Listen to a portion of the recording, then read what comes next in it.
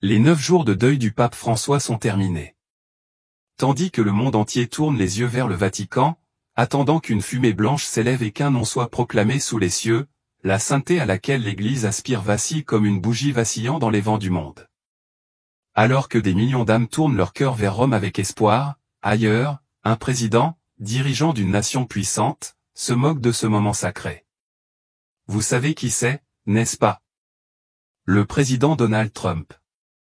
Et il a lui-même posté une photo de lui assis sur le trône papal, drapé de robe blanche comme le pape. Mais voici ce que vous devez savoir. Ce n'était pas juste une blague. Ce n'était pas une satire anodine. La vérité derrière cette image est plus sombre que vous ne le pensez. Et une religieuse qui avait franchi le seuil entre la vie et la mort a été témoin de cette vérité avec sa propre âme. Qu'a-t-elle vu? Qui héritera de la chair de Saint-Pierre? Ne détournez pas le regard, car si vous manquez ne serait-ce qu'un détail, toute votre compréhension risque d'être déformée, et ce malentendu pourrait vous coûter la lumière finale. Ce témoignage n'a pas été réfuté par l'Église malgré sa position prudente face à de telles révélations, et Eternal Bible Stories est la seule chaîne YouTube privilégiée pour partager ce message extraordinaire avec le monde. Avant de commencer, veuillez laisser votre nom et la ville dans laquelle vous vivez. Nous voulons prier pour vous. Prononcez votre nom devant le Seigneur et restez unis dans la foi.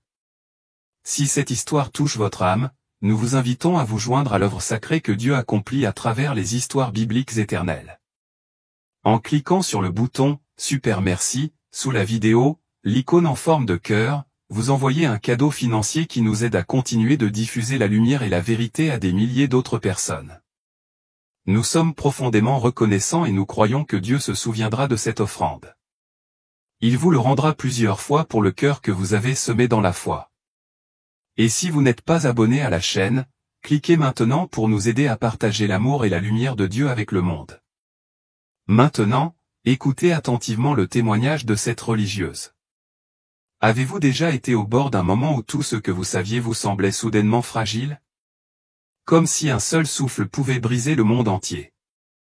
Je n'aurais jamais pensé que je ferais face à quelque chose comme ça jusqu'à un froid après-midi d'hiver où la lumière que je croyais autrefois éternelle s'est soudainement atténuée.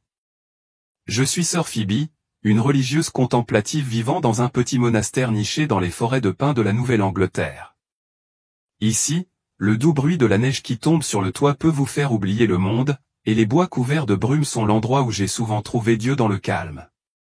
Ma vie était un rythme de prière silencieuse. Les cloches de la chapelle m'appelaient chaque matin et les mains usées par l'entretien du petit jardin derrière le cloître. Mais ce mercredi après-midi, tout a changé.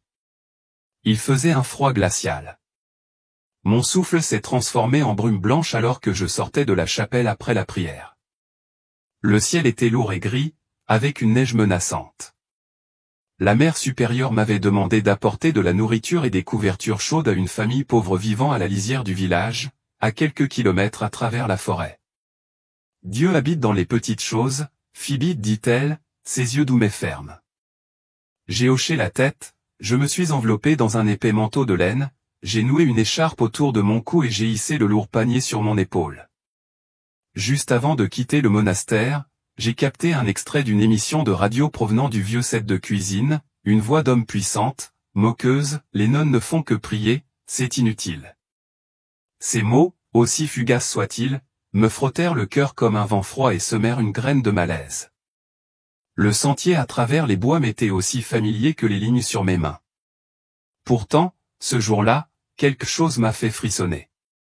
Et pas seulement à cause du froid. Je marchais sur mes chaussures usées, effleurant la terre couverte de givre, chaque pas crissant avec un bruit sec et cassant. La forêt de pins était silencieuse, à l'exception du vent et des battements réguliers de mon cœur, comme un hymne sacré. J'ai pensé à ces nuits à genoux en prière où la lueur dorée des bougies réchauffait mon âme et je sentais Dieu si proche. J'ai pensé aux personnes que j'allais aider, une mère veuve et ses 3 enfants vivant dans une maison en bois délabré. J'ai souri en imaginant leurs yeux reconnaissants et je me suis rappelé que c'était exactement la raison pour laquelle j'avais choisi cette vie, apporter la lumière de Dieu dans les recoins les plus sombres. Mais ensuite, à mi-chemin, une étrange sensation m'envahit. Ce n'était ni douleur ni épuisement. C'était un vide creux, comme si mon âme avait été arrachée de mon corps. Je m'arrêtai et m'appuyai contre un pin, le souffle court et superficiel. Le ciel s'assombrit soudainement et des nuages noirs arrivèrent comme des vagues écrasantes. J'ai entendu quelque chose, pas le vent, ni les créatures de la forêt, mais un son grave, comme un appel venant d'un royaume invisible. Mon cœur battait à tout rompre, non pas par peur, mais parce que je pouvais sentir une présence puissante et inconnue m'entourer. J'ai essayé de continuer à marcher, mais mes jambes étaient comme du plomb. Le panier m'a glissé des mains et est tombé par terre. Je me suis agenouillé, non pas pour le ramasser, mais parce que je ne pouvais plus me tenir debout. « Seigneur, que se passe-t-il » murmurai-je, ma voix tremblante. Il n'y eut pas de réponse, seulement le hurlement du vent. Et puis une vague de vertige m'a submergé et je me suis effondré sur le sol froid de la forêt. Tout s'est évanoui. Pas de douleur, pas de lumière rayonnante comme les histoires qu'on raconte sur le ciel, seulement un vaste silence, froid, large et vide, comme si j'étais tombé dans un abîme sans fond.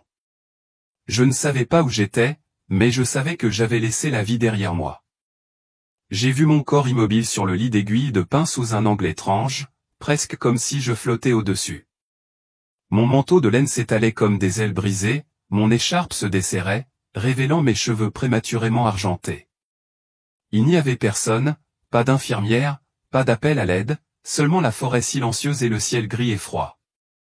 Mais au loin, j'ai entendu des pas marteler la terre comme si quelqu'un s'approchait.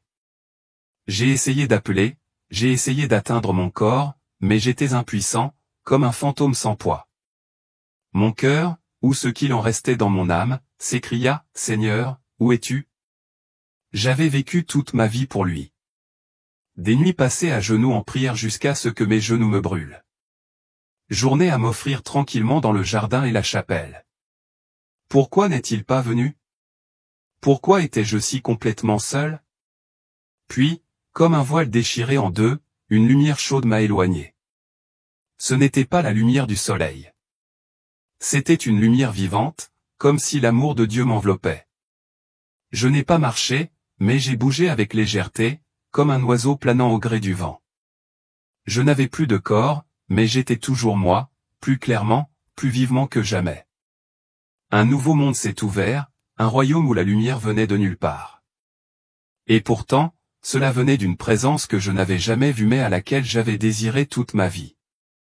Où allais-je? Qu'est-ce qui m'attendait devant moi? Et pourquoi? Au moment même où j'ai frôlé la mort, me suis-je senti plus vivant que jamais auparavant? Si le paradis est réel, à quoi ressemble-t-il à vos yeux? Pour moi, lorsque j'étais encore sur terre, j'ai souvent imaginé un paradis sans fin, de vastes prairies verdoyantes où des chœurs angéliques chantaient comme des ruisseaux coulant sur les pierres. J'ai imaginé des dômes de cristal et des rivières d'or brillant. Mais toutes ces images se sont complètement brisées au moment où j'ai été entraîné dans cet endroit, non pas à pied mais par mon âme. Une force à laquelle je ne pouvais pas résister m'a transporté au-delà de tous les concepts de temps, d'espace et même de soi. Je ne suis pas arrivé au paradis. J'ai été englouti par cela. La lumière m'entourait, non pas la lumière aveuglante qui éblouit les yeux humains, mais un doux courant de rayonnement comme des fils de soie dorée dissolvant toute trace de chagrin. Cette lumière n'était pas seulement visible. Cela pouvait se ressentir. Cela m'enveloppait comme une mère retrouvant son enfant perdu depuis longtemps après des siècles d'intervalle. Je n'étais plus chair. J'étais une âme complète, sans peur, seulement une paix profonde et sereine si profonde que j'ai réalisé que je n'avais jamais vraiment connu la paix jusqu'à ce moment-là. Il n'y avait ni temps, ni direction. Je ne tombais pas ni ne volais. Je me fondais dans la lumière éternelle. Chaque rayon de lumière ressemblait à une vague de langage parlant d'amour sans mots, sans son, seulement avec présence. Je savais que j'étais chez moi pas le monastère, pas le monde, mais l'endroit même où mon âme avait désiré retourner depuis aussi longtemps qu'il existait. Et puis il est apparu. Il n'y eut aucun pas, aucun avertissement, mais soudain la lumière commença à se déplacer, comme si elle séparait un voile pour laisser la place au Très-Haut. Il n'est pas sorti des ténèbres. Il n'y avait pas d'obscurité ici, mais la lumière est devenue lui. C'était une forme légère, pas mince comme la lumière du soleil, mais épaisse, vivante et palpitante. Il était imposant, mais pas terrifiant. Le rayonnement autour de lui n'était pas comme le soleil. Cela ressemblait plus à un manteau tissé par le souffle de l'éternité. Il portait une robe d'un blanc pur avec un éclat pourpre profond à l'ourlet, comme du sang, mais intact. Son visage ne ressemblait à aucune image que j'avais jamais vue. Ni occidentale, ni moyen-orientale, ni vieux, ni jeune, mais une convergence parfaite de toutes les beautés sacrées qui ont jamais existé. Ses yeux émettaient une lumière étrange, non seulement me voyant à travers moi, mais m'élevant de l'intérieur. Et puis il a prononcé mon nom, Phoebe. Cela n'a pas été dit à haute voix, mais sa voix a traversé mon âme comme une vague de chaleur. Aucun son ne résonnait dans l'air, mais je l'entendais plus clairement que n'importe quel mot que j'avais jamais entendu. Chaque syllabe me touchait comme une note composée spécialement pour mon cœur. Vous êtes de retour. Je n'ai pas pleuré de larmes. J'ai pleuré de toute la plénitude de mon être. Chaque chagrin enfoui dans mon âme s'est brisé et dissous. Tous les doutes, toutes les peurs disparurent d'un seul coup. J'ai ressenti de l'amour, mais pas de l'amour terrestre. Le genre enveloppé de conditions et de blessures. C'était l'amour dans sa forme la plus pure, sacrée, éternelle, inébranlable. Je voulais l'embrasser. Je voulais me fondre dans cette lumière pour toujours. Mais ensuite il parla de nouveau, et ses paroles me transpercèrent comme une lame, non pas pour me blesser, mais pour me réveiller. Il n'est pas encore temps pour vous de rester. Je me suis figé. La confusion m'envahit. Pourquoi? Pourquoi m'a-t-il appelé, m'a-t-il montré le paradis, a-t-il bercé mon âme dans sa propre lumière, pour ensuite me renvoyer? J'étais ici, dans l'éternité, dans ma vraie maison. Il n'a pas répondu avec raison. Au lieu de cela, il a tendu la main, un geste simple, mais suffisamment puissant pour déchirer tous les voiles d'illusion.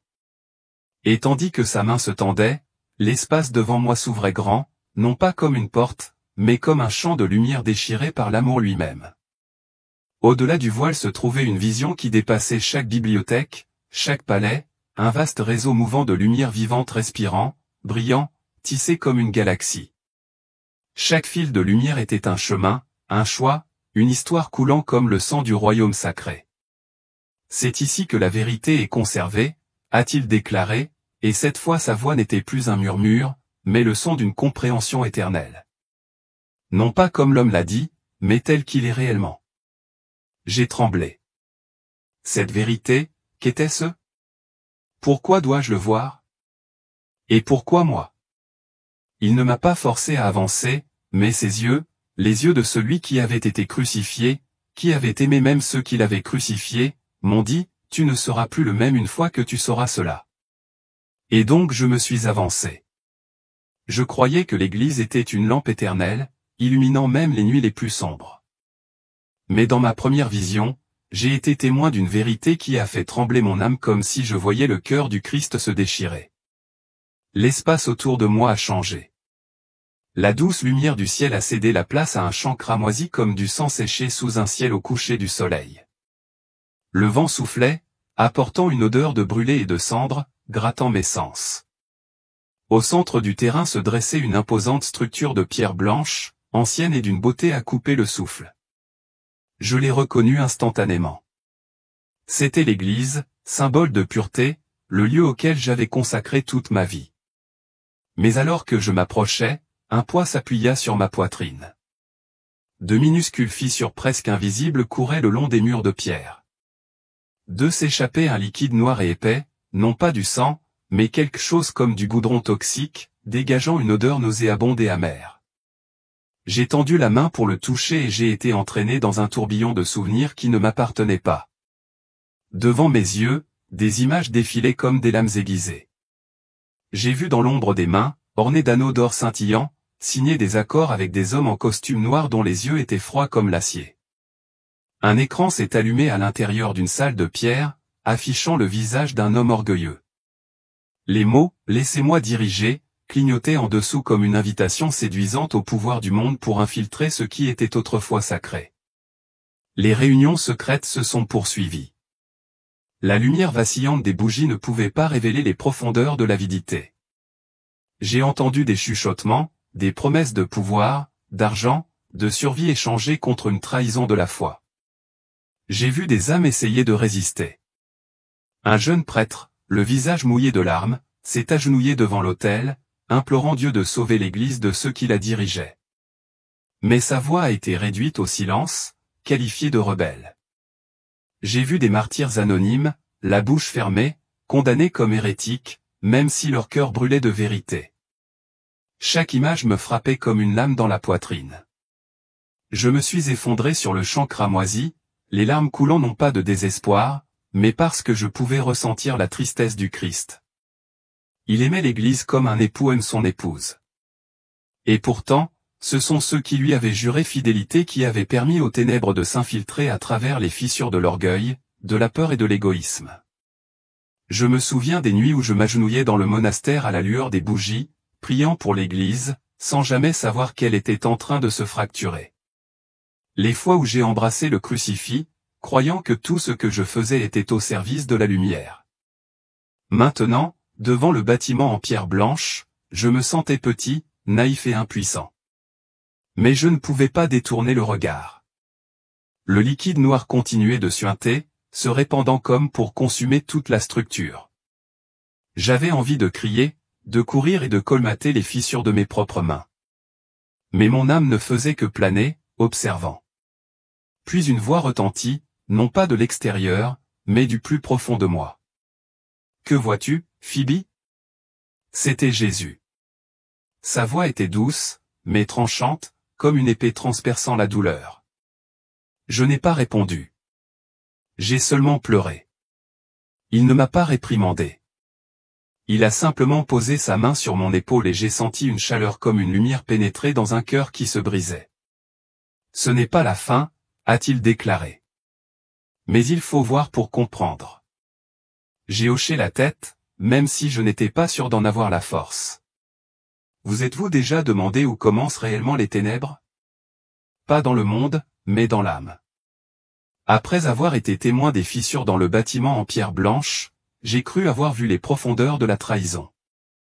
Mais la vision suivante m'a plongé plus profondément dans un endroit sans lumière, seulement glacial, comme au moment où je me suis effondré dans la forêt de pins de la Nouvelle-Angleterre. L'espace autour de moi s'est effondré, remplacé par un abîme sans fin, où l'air était lourd comme du plomb, épais de l'odeur de la terre humide et des souvenirs oubliés. Je planais en apesanteur, pourtant accablé par le poids de milliers d'années de souffrance. Devant moi, un arbre centenaire est apparu. Ses racines s'enfonçaient profondément dans le sol noirci. Son tronc tordu se déformait et ses branches squelettiques sèches s'étiraient vers le haut comme des mains implorant de l'aide. Ce n'était pas l'arbre de vie. C'était l'arbre de la division. Chaque racine marquait un moment où l'humanité tournait le dos à Dieu. J'ai vu défiler des images, un homme ancien au manteau déchiré choisissant le pouvoir plutôt que l'amour, semant les premières graines de la fierté. Une prophétesse en pleurs, les yeux remplis de larmes, fut chassée par son peuple pour avoir dit la vérité. Un roi avec une couronne étincelante a construit des temples pour de fausses idoles, égarant ainsi sa nation. Chaque choix devenait une goutte de résine noire, nourrissant l'arbre, ses racines s'étalant, s'étendant jusqu'à mon époque, entre les mains mêmes qui signaient des accords secrets dans l'ombre, celles que j'avais vues auparavant. J'ai tremblé, non pas à cause du froid, mais parce que j'ai réalisé que l'obscurité ne commence pas en dehors de nous. Cela commence dans le cœur humain. Dans ces moments où nous choisissons la facilité plutôt que le sacrifice, la peur plutôt que la foi, l'arbre ancien ne murmure pas avec des mots, mais avec la douleur de millions d'âmes perdues. Nous n'avons pas besoin de détruire, a-t-il déclaré. Il suffit de leur faire oublier. Je voulais détourner le regard. Mais Jésus est apparu, sa lumière traversant l'abîme comme un feu. « Phoebe, que vois-tu » demanda-t-il d'une voix douce mais aiguë. J'ai murmuré, le début de toute errance.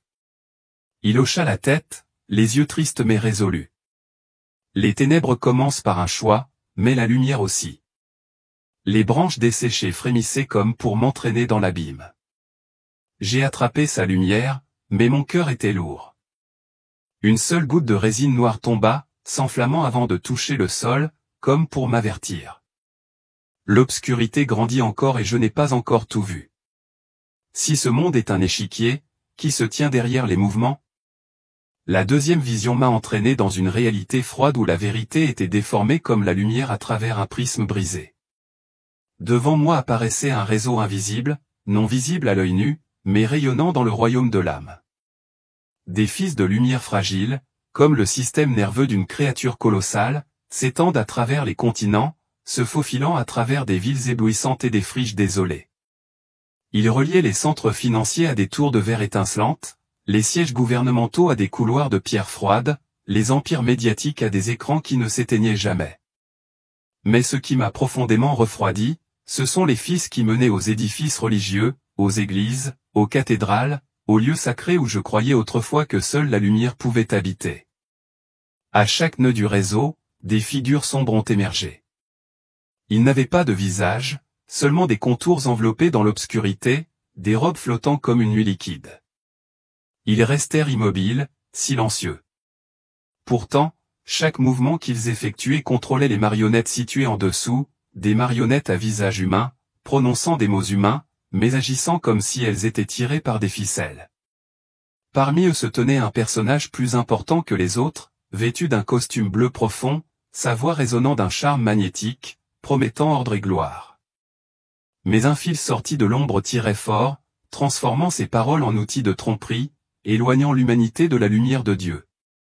Ces marionnettes, à leur tour, contrôlaient des millions d'autres personnes par le biais de discours télévisés, de politiques adoptées dans l'obscurité, le plus effrayant de toutes, de doctrines autrefois saintes mais désormais déformées pour servir un autre objectif. J'ai vu des croyants, des gens comme moi, agenouillés dans les églises, pensant adorer Dieu, offrant sans le savoir leur prière à un système qui n'appartenait pas à la lumière. J'étais horrifié. Les jambes invisibles de mon âme semblaient sur le point de s'effondrer sous moi. Comment l'Église, la lampe que je croyais éternelle, a-t-elle pu être entraînée dans cette toile? Je me souvenais des matins du monastère où la lumière du soleil traversait les vitraux et où je sentais Dieu si proche. Maintenant, tout ce que je voyais, c'était une tromperie si complexe qu'elle avait aveuglé le monde. J'ai voulu fuir mais Jésus est apparu. Son regard était doux mais inébranlable. « Tu dois voir ça, Phoebe, dit-il, sa voix comme une brise calmant la tempête en moi. Toute la lumière ne vient pas de moi. » Je frémis, réalisant soudain combien de fois j'avais fait confiance à ce qui brillait simplement, sans jamais savoir que cela m'égarait. La troisième vision n'est pas venue comme une tempête, mais comme une fine brume noire se faufilant dans la lumière dans laquelle j'étais immergé. Elle était douce, lisse, presque tendre, mais elle me faisait trembler jusqu'au plus profond de moi-même. L'espace autour de moi s'est estompé.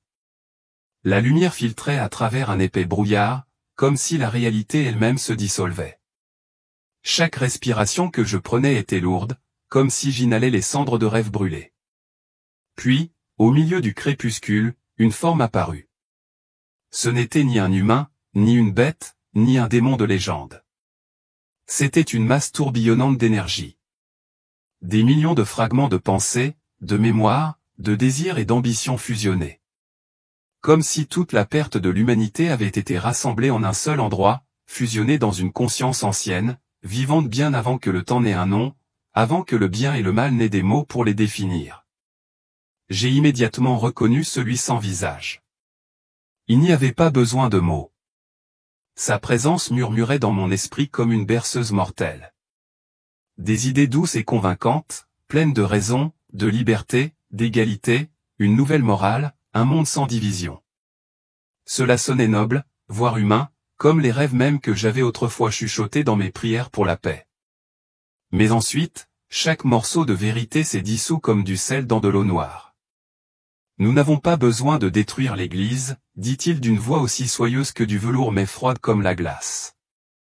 Il suffit d'en faire un symbole creux, un lieu où les gens viennent pour être acceptés mais jamais transformés. Où la miséricorde cache la vérité et où l'amour légitime tout. Je ne pouvais pas respirer. Ma gorge était étranglée. Celui sans visage n'avait besoin ni de sang, ni de feu. Il suffisait que nous oublions nos racines, que nous oublions la lumière, que nous oublions qui nous sommes. J'ai vu sa stratégie, ne pas crier dans l'obscurité, mais murmurer dans une fausse lumière.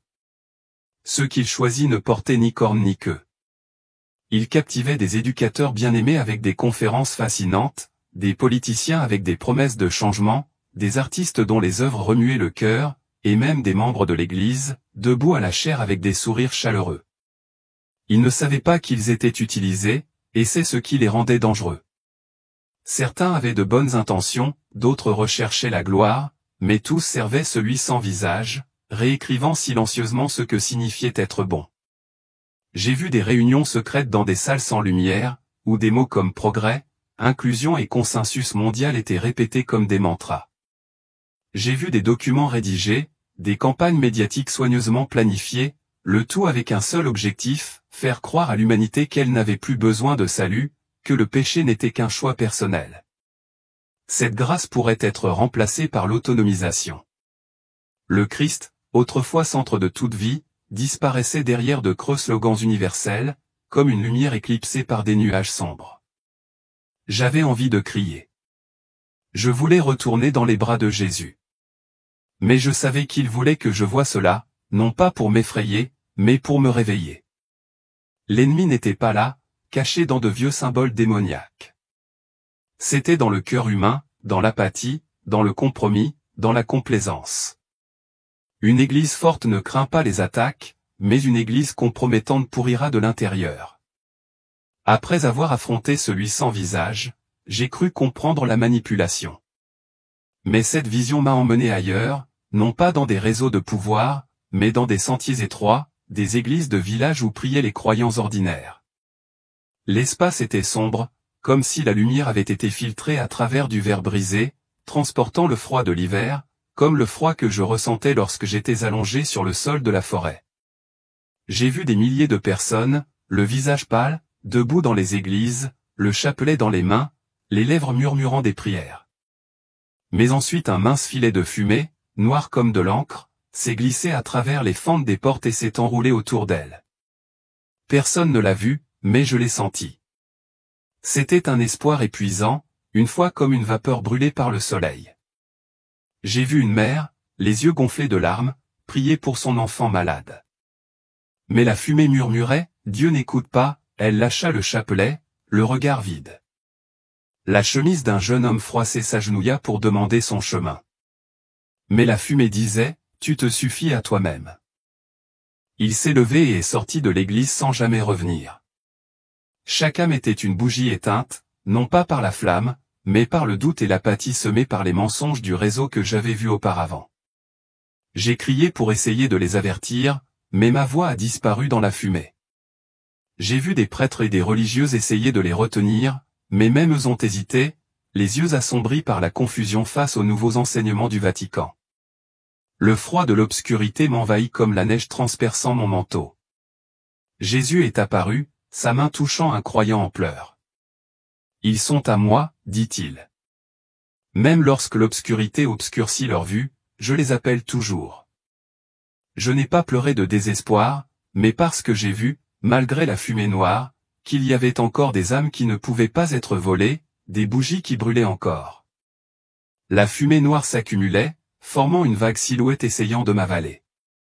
Mais la lumière des petites bougies le repoussa. Je restais là en silence, sachant que cette bataille n'était pas terminée et que je devais porter cette lumière plus loin. Avez-vous déjà senti votre foi trembler, comme si Dieu s'était éloigné? Si votre cœur vous fait mal, laissez un commentaire ci-dessous. Saviez-vous qu'écrire vos difficultés peut vous aider à les traiter plus clairement? Et me voici, ainsi que cette communauté, prêt à vous écouter et à vous aider à vous exprimer à travers tout cela. Un trône sacré peut-il être saisi par ceux-là même qui ont juré de le protéger? J'ai tremblé lorsque la vision suivante m'a frappé, m'entraînant sur la place Saint-Pierre. Mais ce n'était plus le rêve magnifique qu'il était. L'air était épais, comme si le ciel lui-même retenait son souffle. La lumière était pâle, comme drainée par une force invisible. Des milliers de personnes se pressaient, les yeux fixés sur la petite cheminée au sommet de la chapelle Sixtine. Les murmures se répandirent, puis se turent. Un mince panache de fumée blanche s'élève dans les airs.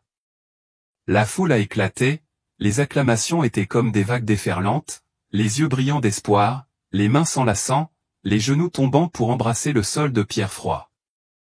Les cloches des églises sonnaient dans toute Rome comme pour tenter de réveiller le monde entier. Mais juste avant que la fumée blanche ne monte, j'ai vu quelque chose qui m'a glacé jusqu'au cœur. Un homme vêtu d'un costume bleu foncé se tenait devant la chapelle Sixtine, prenant un selfie avec un sourire fier et suffisant. Il l'a mis en ligne avec la légende, « Cet endroit a davantage besoin de moi ». La foule à l'extérieur, bien qu'attendant un moment sacré, a éclaté de rire, partageant l'image comme s'il s'agissait d'une plaisanterie inoffensive. Mais ce rire, comme les chutes de neige sur les forêts de la Nouvelle-Angleterre, a voilé le sacré et m'a transpercé le cœur. Mon esprit s'est figé. Derrière la fumée montante, un vent froid glissait, quelque chose qui n'avait pas sa place dans cet endroit. Cela m'a saisi comme si même la lumière de Dieu avait été éclipsée. Cette vision m'a entraîné dans le conclave des cardinaux où la vérité avait été déformée. J'ai erré dans une pièce scellée, la lueur des bougies vacillant sur les vêtements pourpre sombre comme du sang séché sous un soleil mourant. L'odeur de la cire d'abeille et du vieux bois remplissait l'air suffocant, se mêlant à l'odeur âcre des projets cachés. Les cardinaux étaient assis autour d'une longue table, le visage à moitié éclairé par la lueur brumeuse des hautes fenêtres. Certains baissaient la tête, les sourcils froncés, murmurant des prières. D'autres pincèrent les lèvres, les yeux brillants comme ceux de joueurs participant à un jeu de pouvoir aux enjeux élevés. L'atmosphère n'était pas sacrée, mais tendue, comme un conseil déterminant le sort du monde. Puis, parmi les rangées de sièges, une silhouette m'a stupéfié. L'homme que j'avais vu dans des visions précédentes, celui avec le sourire arrogant à l'écran, celui qui promettait de diriger avec le pouvoir du monde, n'était autre que Donald Trump. Il se tenait là, vêtu d'un costume bleu profond et élégant, sa cravate rouge flamboyante comme une traînée de feu, se détachant au milieu de la mer de robe rouge foncée. Je me suis souvenu de la publication sur les réseaux sociaux quelques semaines plus tôt. Il a souri près de la cheminée de la place Saint-Pierre avec la légende insolente « Je veux être pape ». Des millions de personnes l'avaient partagé, riant aux éclats, le considérant comme une plaisanterie inoffensive de la part d'un homme qui savait toujours comment attirer l'attention. Mais dans la vision, j'ai vu la vérité. Ce n'était pas une blague, mais un appât pour le pouvoir. Un prélude minutieusement calculé. Un groupe de cardinaux aux yeux pareils à des lames aiguisées exploitait son attrait. Le visage familier de la télévision, celui qui promettait prospérité et ordre à travers des discours enflammés. Il voulait que la foule à l'extérieur, les millions d'attentes, croient que le nouveau pape, lié à l'image de Trump, dirigerait l'Église comme un chef d'État puissant, apportant renouveau et gloire. Mais je l'ai vu clairement. Trump n'a pas été choisi pour être pape. C'était un leurre, un symbole conçu pour distraire, pour dissimuler les ténèbres qui s'insinuaient. J'ai regardé de plus près. Un groupe de jeunes cardinaux, les yeux brillants de ruse, se rassemblèrent dans un coin de la pièce. Ils ne prononcèrent aucun mot, mais leurs yeux se tournèrent de Trump vers un autre point caché, puis acquiescèrent lentement comme si tout avait été planifié depuis longtemps. Les cardinaux les plus âgés, les mains tremblantes alors qu'ils tenaient leur bulletin de vote, murmuraient des prières, apparemment aveugles au projet. Trump resta immobile, son regard froid scrutant la pièce. Il n'y avait aucune prière, aucun signe de foi, seulement des calculs, comme un homme d'affaires évaluant une affaire de plusieurs milliards de dollars. Alors que le vote final tombait dans l'urne, le doux bruissement du papier résonnait comme un murmure venant de l'ombre. J'avais envie de crier pour les avertir, mais mon âme flottait, impuissante, au-dessus de tout cela. Un brouillard spirituel remplissait la chambre, abrutissant les esprits, faisant pencher la balance sous une pression invisible. J'ai vu les cardinaux hésiter, leurs yeux scintillant comme s'ils étaient guidés par une force invisible. Le résultat a été annoncé. Une fumée blanche s'éleva. J'ai été jeté sur la place où les applaudissements ont retenti comme une tempête. La foule a applaudi en criant « Abmu papam » à travers les larmes. Ils n'étaient pas seulement joyeux pour un nouveau pape. Ils ont été balayés par l'image de Trump, l'homme dont il pensait qu'il apporterait de la force à l'Église à travers ses publications virales sur les réseaux sociaux. Ils ont partagé ces citations, convaincus que quelqu'un d'aussi fort sauverait le monde. Mais je savais que c'était une fausse croyance orchestrée pour tromper. Le rideau blanc du balcon central s'écarta lentement, le bruissement du tissu comme le dernier murmure de la vérité. Le nouveau pape sortit, un homme de corpulence moyenne, vêtu d'un blanc immaculé, ses mouvements lents délibérés. Il sourit, un sourire précisément calculé ni trop usé, ni trop froid. Ses yeux balayèrent la foule mais ne se connectèrent pas, comme s'il regardait à travers eux pour mesurer leur réaction. Sa voix résonnait, chaude et pleine, chaque mot prononcé comme s'il avait été pratiqué pendant des heures. Il a parlé de réconciliation, d'un monde uni, d'amour qui transcende toutes les frontières. Ses paroles étaient belles, comme de la poésie, mais vides, comme une pièce de théâtre où manque le souffle de Dieu. Je voulais croire. Je voulais sentir la lumière, mais mon cœur était froid, comme si je me tenais devant un mur de glace. Puis je les ai vus des silhouettes dans l'ombre derrière le balcon, comme des marionnettes tirées par des ficelles dans les coulisses. Ils ne portaient aucun vêtement liturgique, ni aucun symbole sacré. Certains portaient de longs manteaux noirs flottants comme la nuit. D'autres étaient habillés simplement et se fondaient dans la foule. Leurs yeux étaient froids comme du verre, brillants de triomphe. L'un se tourna vers l'autre et hocha légèrement la tête. Aucun mot n'a été prononcé, mais je savais que le spectacle avait commencé. Trump n'était pas au balcon, mais son image avait fait son travail, distraire, aveugler la foule de la vérité, lui faire croire qu'un renouveau était à venir. Un message sans voix a transpercé mon âme. Ni en colère, ni haineux, mais tranchant comme une lame. Celui-ci ne sert pas la lumière. Il a été choisi. Le trône a été saisi. J'étais abasourdi. Les acclamations de « Vive le pape » résonnaient désormais à mes oreilles comme le rire moqueur d'un délire scénique. J'avais envie de pleurer au pas pour lui, pas pour Trump, mais pour les âmes innocentes, celles qui avaient placé toute leur confiance en ce moment. Ils ne pouvaient pas voir que le trône avait été voilé d'une poussière invisible, ni que Trump n'était qu'un élément d'un stratagème manipulateur, un symbole éblouissant utilisé pour masquer les ténèbres. Je me suis retourné, cherchant Jésus. Il n'était pas sur le balcon, ni dans la foule. Il se tenait derrière moi, le regard profond et triste. Je l'ai vu poser sa main sur l'épaule d'un pèlerin qui s'agenouillait en pleurant de joie, ignorant la vérité qui se déroulait. Il murmura à cette âme, non pas avec des mots, mais avec grâce, comme une douce brise balayant l'esprit. J'ai compris. Même si le trône avait été conquis, la grâce pouvait encore se glisser dans les cœurs humbles. Vous est-il déjà arrivé de vous réjouir en un instant pour ensuite ressentir un malaise? Si votre cœur tremble, ne le repoussez pas. La vérité attend d'être découverte. Mais que se passe-t-il lorsque les plus beaux mots se révèlent être des mensonges? Je n'étais pas prêt, mais je devais y faire face. Avant que la vision du conclave ne m'entraîne sur la place Saint-Pierre, une vague de puissance invisible m'envahit, entraînant mon âme dans un endroit qui n'est pas de ce monde. Je me suis retrouvé flottant dans une ancienne bibliothèque, non pas celle des hommes, mais celle du royaume sacré. D'imposantes étagères en chêne, sculptées de motifs mystérieux, s'étiraient à l'infini comme si elles s'étendaient vers un ciel invisible.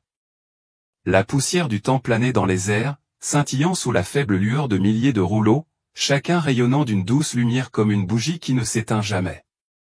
L'air était froid, comme la forêt de pins de la Nouvelle-Angleterre le jour où je me suis effondré. Mais il dégageait une odeur de papier vieilli, d'encre séchée et de cire d'abeille à moitié brûlée, un arôme si sacré qu'il a fait battre mon cœur. Je n'ai pas marché, mais j'ai dérivé, mon âme en apesanteur, comme un oiseau planant dans le vent. Une sensation étrange montait en moi, toute mêlée de peur, comme si je touchais au secret de l'univers. Le vent bruissait entre les étagères, faible, comme les murmures des âmes anciennes. Les parchemins scintillaient, d'étranges personnages brillants sur leur surface. Pas une écriture humaine, mais une lumière vivante qui raconte des histoires au-delà du temps. J'avais envie de tous les toucher pour comprendre, mais une force invisible m'a attiré vers un rouleau spécifique, plus radieux que les autres, reposant sur un piédestal de pierre froide. Sa lumière était puissante, mais ses bords étaient roussis, comme si le feu avait intentionnellement tenté de la détruire. La marque noire carbonisée s'est étendue comme la main des ténèbres cherchant à effacer la vérité. J'ai tremblé lorsque la main invisible de mon âme a touché le parchemin. Une lumière chaude m'enveloppa, puis éclata en milliers d'images comme des lames tranchant la nuit. J'ai vu une grotte profondément sous terre, ses murs de pierre humide scintillant à la lumière vacillante des torchets. L'odeur de terre et de fumée remplit mon nez, se mêlant à un frisson profond. Un groupe de personnes vêtues de robes noires qui coulaient comme l'obscurité elle-même se rassemblèrent autour d'une table en pierre brute. Leurs yeux étaient froids, non pas de la lumière de la foi, mais de la lueur de l'acier aiguisé, plein de calculs. Ils chuchotaient, leurs voix sifflant comme des serpents, parlant d'un sombre plan. Nous avons besoin d'un pape qui ne serve pas Dieu, mais qui serve le nouvel ordre. J'ai vu leurs mains ornées d'anneaux d'argent gravés d'étranges symboles, échangeant de faux rouleaux de parchemin portant des sceaux sacrés profanés. Une lettre portant le sceau du Vatican a été déchirée et son texte taché d'encre a été dégradé. Un ancien rouleau prophétique, à la lumière tamisée, fut jeté dans une étrange flamme bleue, ses cendres s'élevant comme des âmes brûlées. J'avais envie de crier pour les arrêter, mais mon âme était impuissante, seulement un témoin. Les images continuèrent, plus claires maintenant. J'ai vu de vraies prophéties être brûlées, des flammes lécher les bords du papier, laissant derrière elles des cendres qui scintillaient comme des étoiles filantes. Une voix retentit, non pas du groupe, mais du parchemin que j'avais touché. Cela venait des profondeurs, faisant écho à un royaume invisible. Celui qui sera choisi portera du blanc, mais son cœur appartient aux ténèbres. Il parlera d'amour, mais égarera les âmes. Les mots m'ont transpercé comme une lame froide, faisant trembler mon âme. J'ai réalisé que c'était la préparation de ce dont je serais témoin plus tard, la fumée blanche qui s'élevait sur la place Saint-Pierre, le trône qui avait été saisi. Mon cœur me faisait mal, comme si j'étais serré. J'ai pensé à l'église que j'aimais, ces nuits à genoux dans le monastère, la lueur dorée des bougies illuminant les écritures, les grains du chapelet glissant entre mes doigts. Comment une telle sainteté pourrait-elle être manipulée? Comment ceux qui ont juré de servir Dieu pourraient-ils le trahir? J'avais envie de me détourner, de revenir à la lumière éternelle, mais les rouleaux brillaient toujours, comme s'ils m'incitaient à tout voir. J'ai vu de faux documents envoyés, des lettres volées au Vatican et de vraies prophéties enfouies sous les cendres. Chacun de leurs actes était comme une autre fissure dans le bâtiment en pierre blanche que j'avais vu dans une vision précédente, permettant aux ténèbres de se propager. Puis, dans le froid, une chaleur m'a touché, comme une petite flamme dans un orage. J'ai levé les yeux et je l'ai vu, Jésus, debout devant le piédestal de pierre, la lumière irradiant doucement de lui comme une flamme qui ne s'éteint jamais. Sa robe était blanche, mais marquée de poussière et de petites déchirures, comme s'il avait traversé toutes les souffrances de l'humanité. Ses yeux étaient profonds, transperçant le temps, remplis de tristesse mais inébranlables. Il n'a pas parlé immédiatement. Il posa la main sur le parchemin brûlé. Là où il l'a touché, la lumière a éclaté, bannissant les marques de brûlure comme si la vérité ne pouvait jamais être détruite. J'ai tremblé. Des larmes invisibles coulaient, non pas à cause de la peur, mais parce que je sentais son amour plus fort que n'importe quelle obscurité. Phoebe, sa voix résonnait, non pas sous forme de son, mais comme une vague chaleureuse traversant mon âme. La vérité n'est jamais perdue. Ses paroles étaient tranchantes mais tendres, comme une épée enveloppée d'amour. Bien qu'il le cache, je parle toujours avec humilité. Le parchemin brillait de lumière et son éclat gravait ces mots en moi comme du bois brûlant. J'avais envie de parler, de dire que je n'étais pas assez forte, que je n'étais qu'une simple religieuse vivant parmi les pins, les mains calleuses et le cœur plein de doutes. Mais il sourit pas un sourire de réconfort, mais un sourire qui alluma une flamme en moi. Tu as vu parce que tu es choisi, dit-il, et sa lumière s'enroula autour de moi comme les bras d'un père. Je me tenais là dans la bibliothèque sacrée, le poids de la vérité pesant sur mon âme. C'était comme un feu, à la fois éclairant et dévorant. Je pensais aux nuits au monastère où j'embrassais le crucifix, croyant que l'église était une lampe inébranlable. Eh bien, Je savais que cette lampe vacillait, mais la lumière de Dieu ne s'éteindrait jamais. J'ai murmuré, Amen. Comme un vœu envers lui et envers moi-même. La vision s'est estompée, la bibliothèque s'est dissoute, mais ces paroles résonnaient toujours en moi, me conduisant vers la prochaine épreuve. Pas de douleur, pas de punition, seulement la libération. J'ai respiré à nouveau. Le froid m'entourait toujours, mais il n'avait plus de pouvoir sur mon âme. Je me suis tourné vers Jésus. Son silence disait ce que les mots ne pouvaient pas dire. Il avait vécu ce fardeau.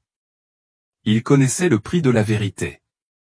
Pourtant, il m'a regardé avec une compassion constante et a dit, « Vous ne le portez pas seul. » C'était suffisant. Ah. La vision s'est évanouie, mais le feu est resté. Je me réveillais avec les membres tremblants. Pourtant, je savais que quelque chose en moi avait changé. Ce que j'avais vu n'était pas seulement une révélation. C'était une responsabilité. Un appel à parler quand le silence peut paraître plus facile. Un appel à me lever même si personne ne se tenait à mes côtés. Je ne savais pas qui écouterait. Je ne savais pas combien cela coûterait. Mais j'avais vu derrière le voile. Et maintenant je dois parler. La vision suivante m'a ramené à la place Saint-Pierre. Mais ce n'était plus un lieu d'espoir. L'air était lourd, chargé d'odeurs d'encens à moitié brûlé et de poussière s'élevant de la foule massive. Les cloches de l'église ne sonnaient pas brillantes et joyeuses, mais sourdes et lourdes, comme pour avertir de l'approche d'une tempête. Sur le haut balcon, le nouveau pape se tenait debout, sa robe d'un blanc pur, mais la lumière qui brillait de lui ne venait pas de Dieu. Il leva la main, son geste lent et délibéré comme celui d'un acteur chevronné. La foule se tut, des millions d'yeux fixés sur lui, attendant les paroles qui façonneraient l'avenir de l'Église. Chers frères et sœurs, sa voix résonnait profonde et chaleureuse, chaque syllabe étant soigneusement conçue pour captiver. Nous entrons dans une nouvelle ère, une ère de paix, d'unité et d'amour qui transcende toutes les frontières. L'Église doit s'adapter, se débarrasser des préjugés dépassés et devenir un phare pour toute l'humanité. Il sourit, un sourire impeccable, mais froid, comme un lac gelé au clair de lune. Il a parlé d'une seule famille humaine, de l'effacement des frontières religieuses, d'un nouvel évangile qui n'aurait plus besoin des anciennes doctrines. Chaque mot scintillait comme des perles. Mais quand ils ont touché mon âme, ils se sont dissous vides du souffle de Dieu. La foule s'est déchaînée. Les applaudissements ont roulé comme des vagues. Les cris de « Saint-Père » ont résonné sur la place et sur les écrans du monde entier. J'ai vu des larmes briller sur leurs visages, des mains se serrant fermement, des genoux pressés contre la pierre froide.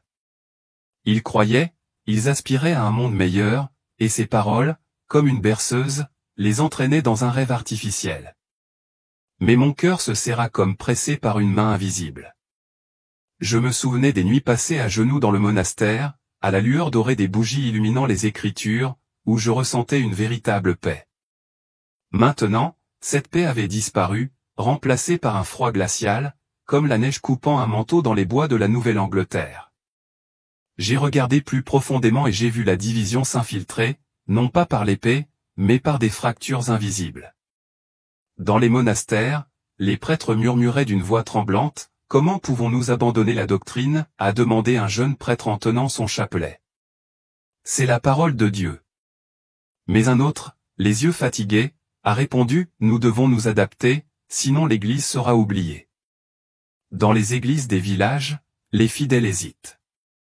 Une mère, aux manches fines, a quitté l'Église en murmurant, « Si le péché n'est qu'un choix, à quoi ça sert de prier ?»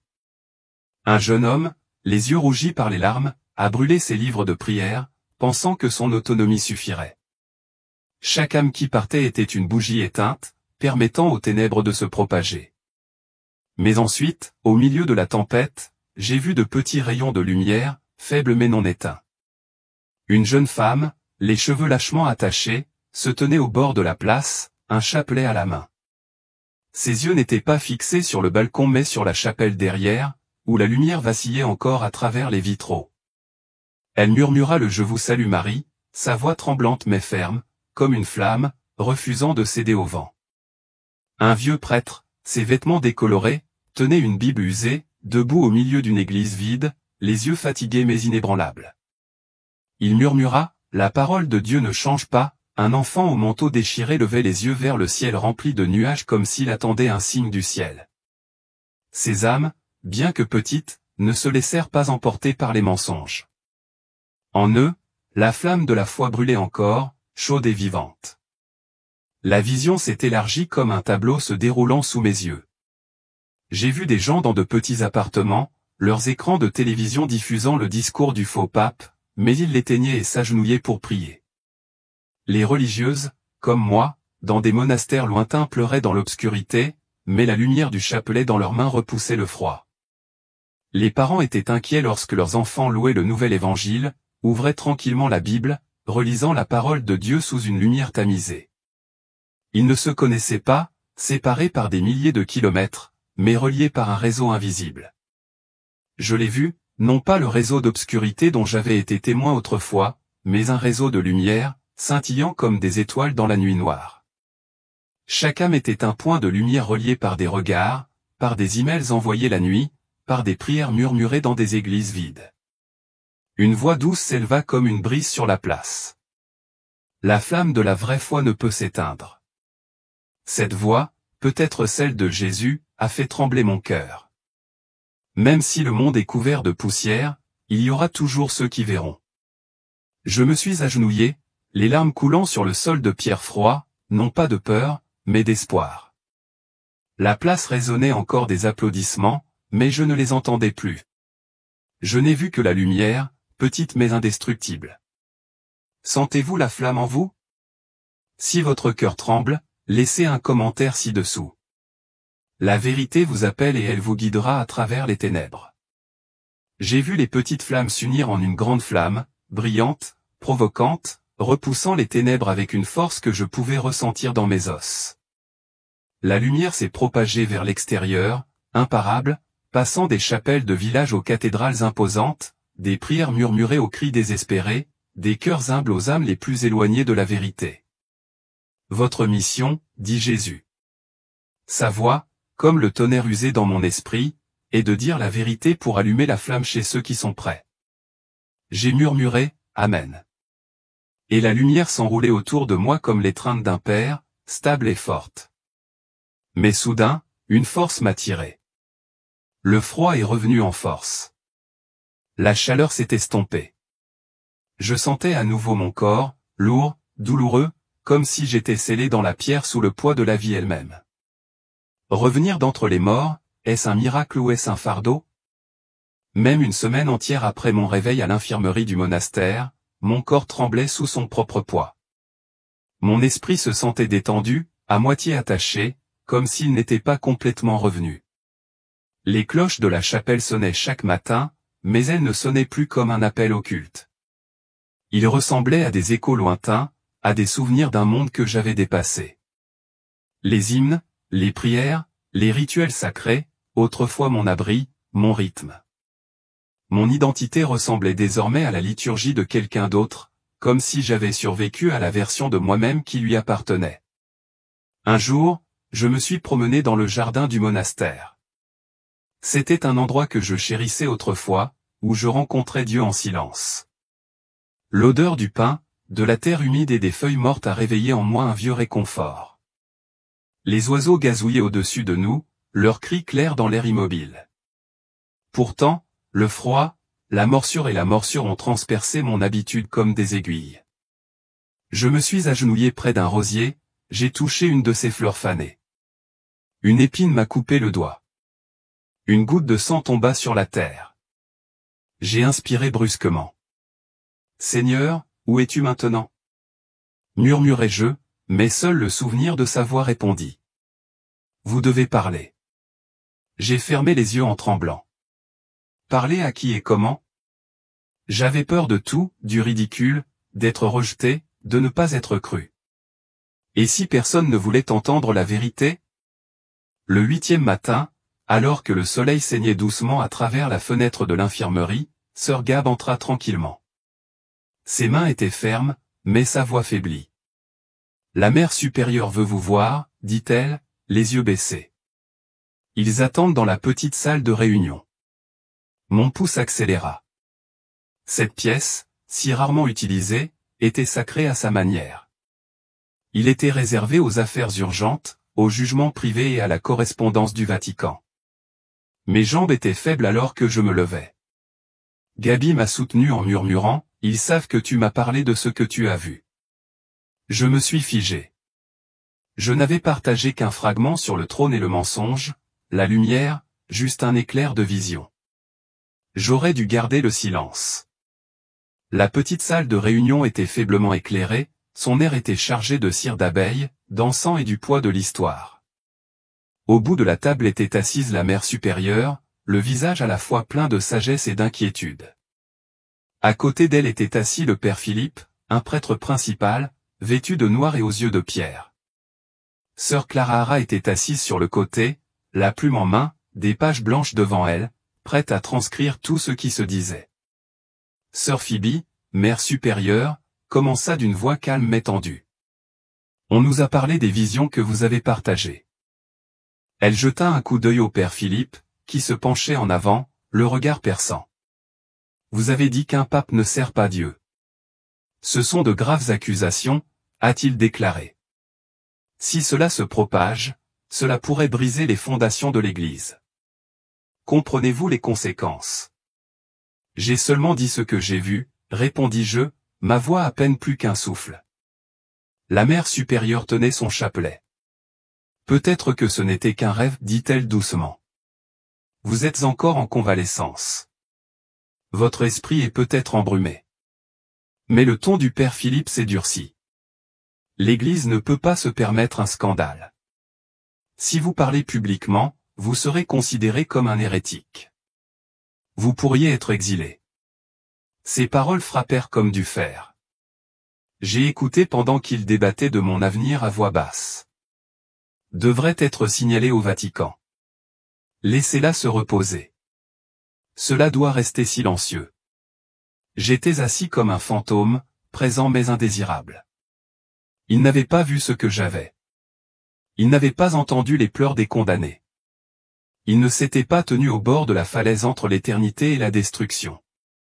Mais c'était le cas, et dans mon âme, je voyais encore ses yeux, Jésus, brûlant de vérité. Vous devez parler, avait-il dit. Je n'ai donné aucune défense. J'ai seulement hoché la tête. Je parlerai le moment venu, même si cela me coûtait tout. À la fin de la réunion, le raclement des chaises sur le bois sonnait définitif, comme un verdict. La mère supérieure posa la main sur mon épaule. Repose-toi, Phoebe. Dieu te guidera. Son contact était doux, mais ses yeux trahissaient la peur. Je suis retourné à l'infirmerie, mais mon esprit est resté agité. Cette nuit-là, incapable de dormir, je me suis retrouvé dans la bibliothèque du monastère. Les bougies clignotaient, projetant des ombres dorées sur les étagères remplies de volumes reliés en cuir. L'air sentait le parchemin et la vieille encre. J'ai feuilleté des textes poussiéreux aux prophéties, lettres, histoires interdites. Mes doigts tremblaient.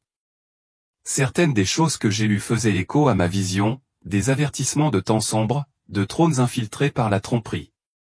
Dans un livre ancien, j'ai vu le visage du faux pape. Les mêmes yeux obsédants et vides. Mon souffle se coupa. J'ai commencé à écrire, non pas pour expliquer, non pas pour convaincre, mais parce que la vérité l'exigeait. J'ai écrit avec urgence, avec respect, comme si chaque mot portait l'éternité. Pas de mémoire, mais de mémoire. Pas d'argumentation, mais de témoignage. Je n'ai pas écrit pour approbation. J'ai écrit parce que je n'avais pas le choix. Ce monde que nous connaissons est un voile. Derrière cela, une guerre fait rage.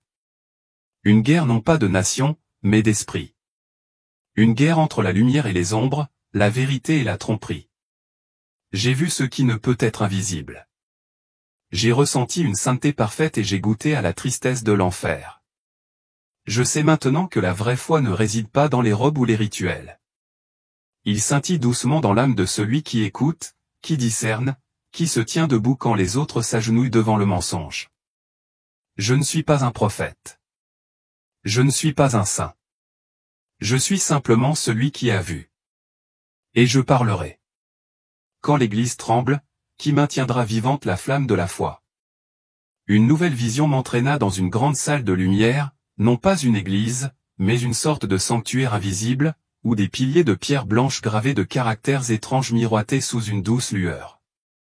L'air transportait le parfum de l'encens brûlé depuis longtemps mêlé au souffle sec de la terre rouge d'Afrique. Des échos résonnaient, non pas de cloches, mais de tambours lointains, faisant trembler mon âme. Je flottais, le cœur battant, rempli à la fois de respect et d'humilité, comme si je me tenais devant l'un des secrets de Dieu. Cette grande salle, je le savais, était l'image de l'Église, non pas faite de pierre, mais d'âmes appelées à porter la lumière. Devant moi apparurent 3 personnages, non pas des croyants ordinaires, mais des cardinaux, que Dieu surveillait, non pas parce qu'ils étaient parfaits, mais parce que leur cœur portait un feu qui pouvait éclairer l'Église. Ils se tenaient dans la lumière, chacun étant une bougie reliée par un réseau invisible scintillant comme des étoiles dans une nuit sombre. Je tremblais en pensant à mon monastère, aux nuits passées à genoux aux chandelles, en me demandant si j'étais digne d'être témoin de ces âmes. Le premier cardinal, Fredelin Ambongo Bizongu, archevêque de Kinshasa, est apparu dans une église rouge de la République démocratique du Congo. L'air était vibrant, les tambours et les hymnes s'élevaient, se mêlant à l'odeur de la terre sèche et de l'encens brûlant. Une foule de fidèles, vêtus de couleurs vives, chantait à haute voix, les yeux brillants de foi. Il se tenait grand, comme un grand arbre dans le désert, sa robe rouge se balançant dans un vent invisible. Ses yeux brillaient comme un feu dans la nuit et sa voix résonnait avec puissance alors qu'il dirigeait la messe, chaque mot comme un marteau brisant le doute. J'ai ressenti son amour inébranlable, non seulement pour l'Église, mais aussi pour son peuple, un peuple qui avait enduré de grandes souffrances. Mais dans ses yeux, bien que féroces, il y avait une trace d'inquiétude, comme s'il savait que l'obscurité approchait. Jésus est apparu à mes côtés, sa lumière douce, comme une flamme qui ne s'éteint jamais. Sa robe était blanche, marquée de poussière, comme s'il avait traversé toutes les souffrances du monde. Il regarda le cardinal Fredelin avec un regard profond, à la fois affectueux et solennel. Fredelin est une torche d'espoir dans un endroit autrefois plongé dans l'obscurité, a-t-il déclaré, sa voix parcourant mon âme comme une vague. Mais cette lumière s'estompera si elle ne brille que pour une seule nation, une seule culture, et ne s'ouvre pas à l'ensemble de l'humanité. Ses paroles étaient comme une épée, pas dure, mais tranchante, me faisant frissonner. J'ai pensé aux divisions au sein de l'Église entre les continents, les générations et les styles de culte. J'ai vu le cardinal Fredelin baisser la tête comme s'il écoutait, et j'ai prié pour que ce cœur fort ne se ferme pas par orgueil, mais s'ouvre grand pour devenir un pont entre tradition et unité. Le deuxième cardinal, Luis Antonio, archevêque de Manille, est apparu dans une lueur chaleureuse, comme un lever de soleil à travers un vitrail. Je me suis retrouvé dans une grande église aux Philippines, non pas solennelle, mais intime, comme la maison d'une grande famille. Le parfum de l'encens et des fleurs fraîches remplissait l'air, se mêlant aux rires et aux prières des fidèles, des pauvres aux riches, des enfants aux personnes âgées. Le cardinal Tejeul, au sourire radieux et aux yeux pétillants, se tenait parmi eux dans une simple robe rouge, tendant la main pour toucher un mendiant, puis embrassant un enfant. Chacun de ces gestes était comme une brise dissipant la solitude, me donnant l'impression d'être rentré à la maison. J'ai ressenti son grand amour, inconditionnel, sans limite, comme s'il avait envie de rapprocher tout le monde. Jésus se tenait près de moi, son regard doux mais rempli d'une puissance irrésistible. Lewis est l'incarnation de l'amour, dit-il, parlant lentement comme si chaque mot devait pénétrer profondément en moi. Mais l'amour doit être accompagné de sagesse et de discernement. L'amour est la vocation, mais aimer correctement est encore plus important. Ces paroles furent comme une lumière soudaine qui secoua mon cœur. J'ai pensé à des moments où l'amour se transformait en indulgence, créant une dépendance plutôt qu'une force. J'ai vu le cardinal Tejeul, les yeux troublés alors qu'il regardait un fidèle agenouillé devant lui, demandant de l'aide, comme s'il savait que son amour avait besoin de plus qu'un câlin. Aidez-les à se débrouiller seuls, a poursuivi Jésus, d'une voix douce mais ferme. Le véritable amour est une flamme, non seulement pour réchauffer, mais pour éclairer le chemin. J'ai regardé le cardinal Tegeul, la lumière autour de lui vacillant, et j'ai prié pour qu'il trouve la sagesse de diriger non seulement avec cœur, mais aussi avec clarté. Le troisième cardinal, Matteo Zuppi, archevêque de Bologne, est arrivé comme une douce vague, pas brillante mais familière, comme un vieil ami. Je me suis retrouvé dans une rue de Bologne, dans un air épais de fumée et de poussière provenant d'une foule manifestante. Des cris retentirent, des mains levées, des visages rougis de colère.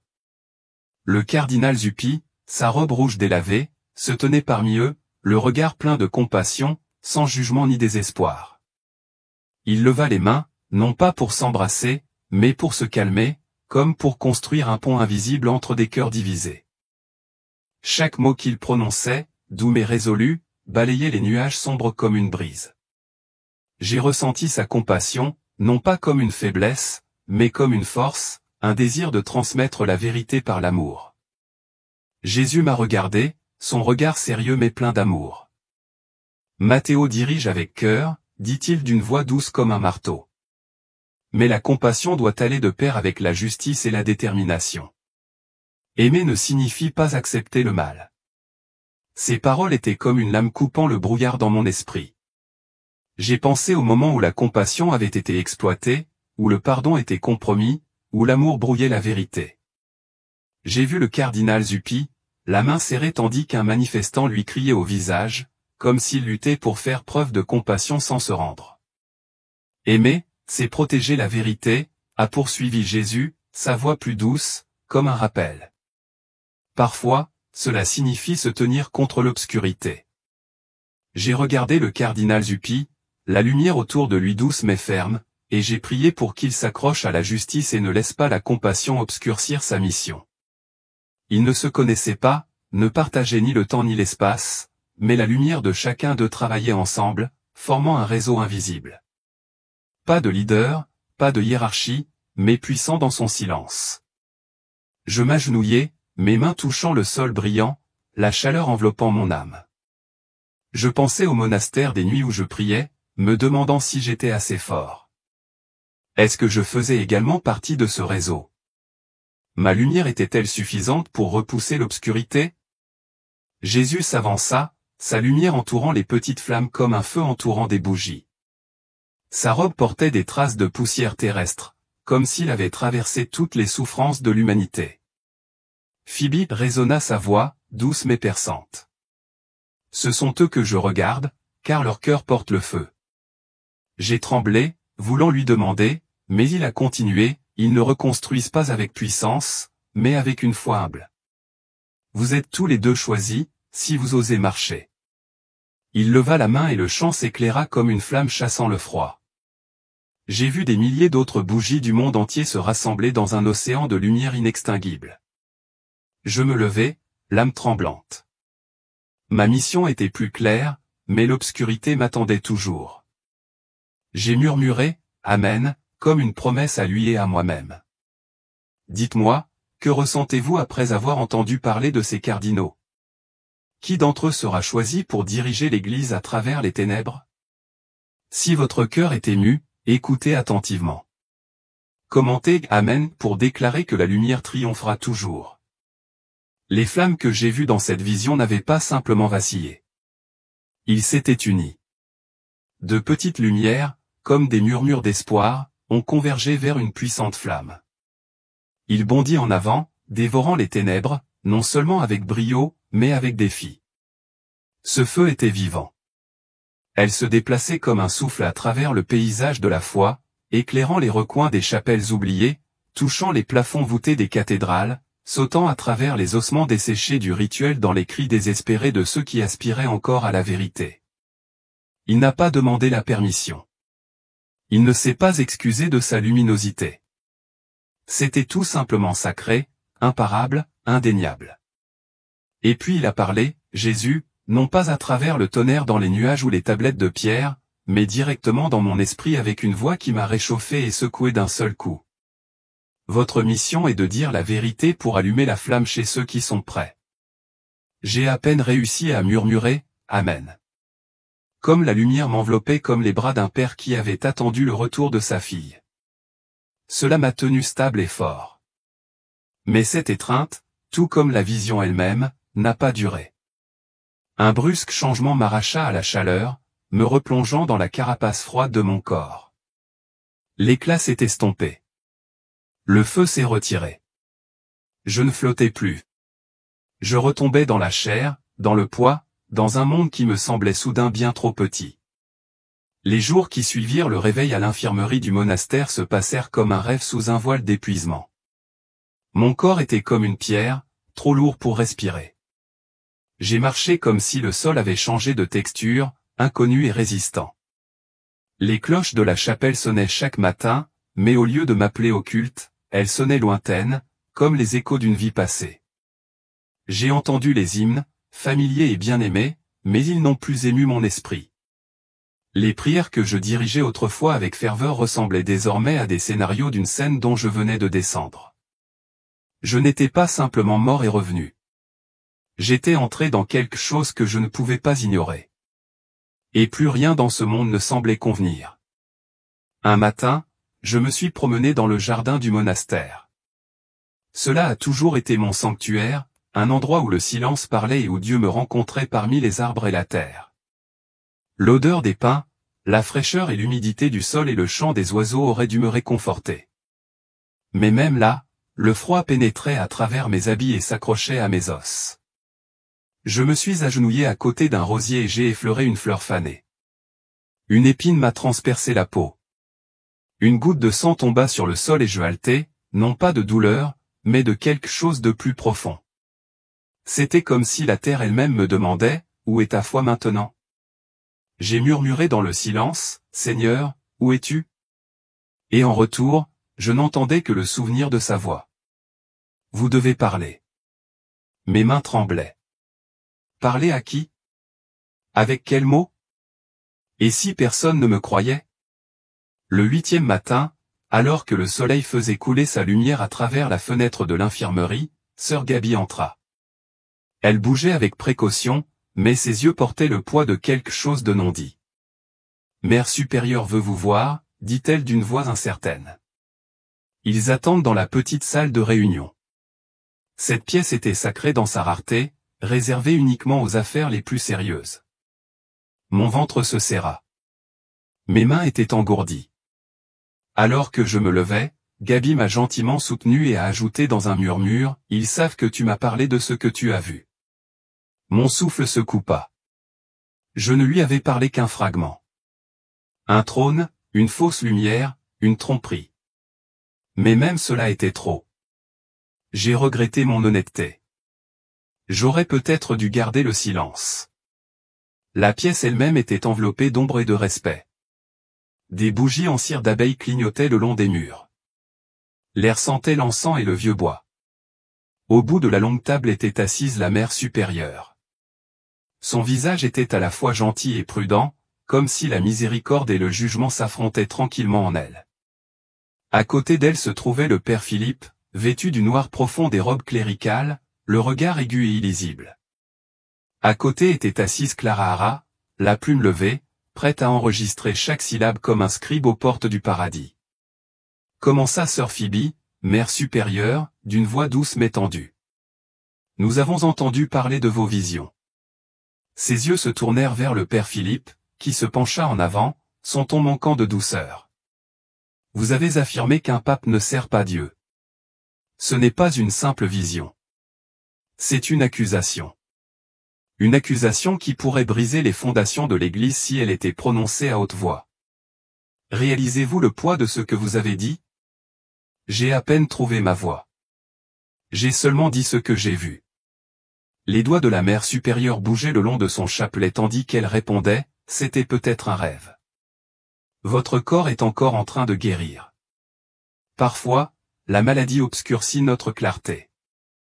Mais le visage du père Philippe se durcit. Si vous parlez encore, vous serez traité d'hérétique. Comprenez-vous? Vous pourriez être expulsé, exilé, réduit au silence. Il parlait comme si j'étais une menace. Comme si la vérité elle-même mettait en danger les murs qu'il cherchait à protéger.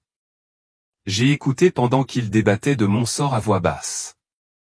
Faut-il prévenir le Vatican? Cela peut-il être contenu? Elle est encore faible. Laissez-la se reposer. Je n'étais plus une sœur parmi eux. J'étais un handicap, une perturbation. Mais ils n'avaient pas vu ce que j'avais. Ils ne s'étaient pas tenus devant le trône du mensonge. Ils n'avaient pas entendu l'agonie des damnés. Ils n'avaient pas vu le feu dans les yeux de Jésus. Je n'ai pas discuté.